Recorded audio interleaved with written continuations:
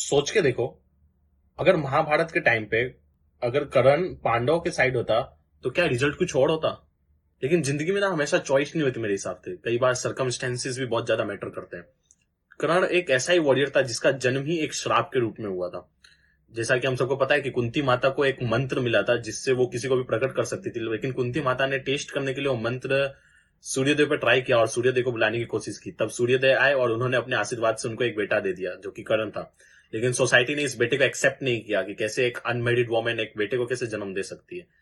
तो इन सबसे तंग आके कुंती माँ ने कर्ण को गंगा में बहा दिया। और तब ये देख रहे हो स्टार्टिंग से ही कितनी ज्यादा ट्रेजेडी है, हम सबको पता है कर्ण की जिंदगी के बारे में। फिर वो कैसे बह के जाते हैं, फिर कैसे एक चेरियट यानी कि जो सारथी होते हैं जो लोग, वो कैसे उनको एक पालता है। आगे भी उनके साथ हमेशा यही होते रहा, हमेशा उनकी जाति को लेकर के उनका मजाक उड़ाता रहा गया। जैसे कि उनको धनुर्विद्या सीखने का बहुत ज्यादा मन था, तो वो द्रोणाचार्य के पास जाते हैं कि मुझे धनुर्विद्या सीखनी है। तो द्रोणाचार्य उनको मना कर देते हैं कि मैं तो तुमको सिखाने नहीं वाला, मैं तो खाली राजकुमारों और क्षत्रियों को सिखाता हूं, तो मैं तो इसको तुमको सिखाने नहीं वाला। लेकिन यहाँ पे भी कर्ण हार नहीं मानते हैं। उसके बाद वो परशुराम के पास जाते हैं और वहां पे जाकर के सीखते हैं। पर वहां भी उनको क्या मिला, वो धनुर्विद्या तो सीख जाते हैं लेकिन वहां भी उनको मिला एक श्राप आखिर में। अगर तुम देखो तो वहां पे कर्ण की गलती क्या थी। कर्ण की गलती तो कुछ भी नहीं थी, उनको तो पहले से ही उनको तो पता ही नहीं था कि वो क्षत्रिय हैं। वो जिस घर में पल रहे थे लोगों को वही बताया गया कि तुम यही हो यही हो, तो उन्होंने वही कह के अपना ज्ञान प्राप्त किया और फिर बाद में उनको श्राप भी मिल गया। और फिर जब पांडव सब कुछ सीख चुके थे तो द्रोणाचार्य ने अर्जुन को सर्वश्रेष्ठ धनुधर घोषित कर दिया। और वहां पे फिर कर्ण पहुंच जाता है और अर्जुन को चैलेंज कर देता है कि ऐसे कैसे, मतलब तुम सुपीरियर हो, पहले लड़ाई करो मुझसे और फिर बाद में देखते हैं कि कौन सुपीरियर है, कौन सर्वश्रेष्ठ धनुधर है। और वहां पे भी क्या होता है, फिर द्रोणाचार्य बीच में आते हैं, फिर सबको आते हैं और फिर सबको मिलकर के मजाक उड़ाते हैं कर्ण का कि कैसे तुम दूसरी जाति के हो तो तुम लड़ाई नहीं कर सकते, तुम किसी प्रिंस को चैलेंज नहीं कर सकते। फिर पूरी महाभारत में क्या होता है, कर्ण दुर्योधन के फ्रेंडशिप का एक कर्ज उतारता रह जाता है।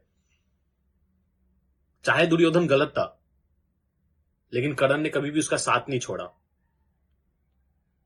जब कर्ण और अर्जुन का आमना सामना होता है तो हम सबको पता है कर्ण के पास सब कुछ था। उस टाइम पावर थी, स्किल था, करेज था, बस एक चीज नहीं थी कि वो सही साइड पे नहीं थे, बाकी सब कुछ सही था।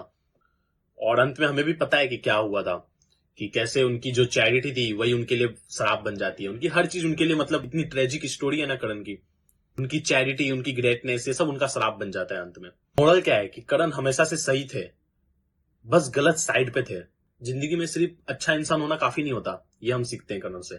हम ये सीखते हैं कि आप किसकी तरफ हो, आप किस साइड पे हो, आप अच्छा कर रहे हो कि नहीं, वो बहुत ज्यादा जरूरी है। लाइफ में कभी कभी ऐसा ही होता है, ग्रेटफुलनेस जो है ना कभी कभी हमसे जस्टिस छीन लेता है।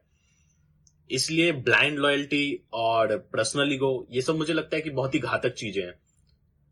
इन सबको हमें बैलेंस करके चलना चाहिए। वाइस इंसान वही है जो इन सबको बैलेंस करके चलता है।